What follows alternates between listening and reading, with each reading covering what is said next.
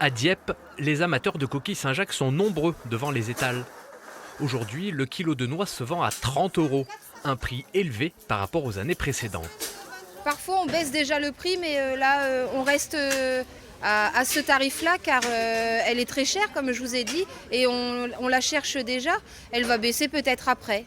Pour l'instant, les marins-pêcheurs disent s'en sortir financièrement. Mais la situation pourrait rapidement se dégrader.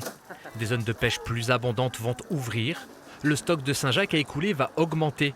Cela veut dire une baisse des prix. Et puis, le couvre-feu généralisé à l'ensemble de la Seine-Maritime pourrait également avoir des conséquences.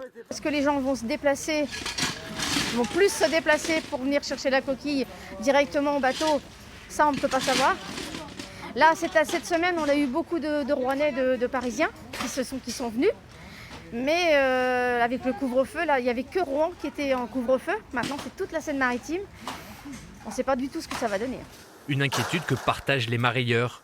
Une grande partie de leur chiffre d'affaires est garantie par les ventes aux restaurateurs. Avec le couvre-feu, les commandes vont être beaucoup moins nombreuses. Là où il fallait 20 kg de turbo, il n'en faut plus que 10. S'il fallait 50 kg de coquille, il n'en faut plus que 25.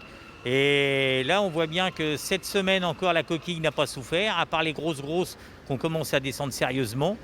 Mais la semaine prochaine, ça ne va pas du tout être pareil. Là, on voit bien, on s'en va vers un marasme.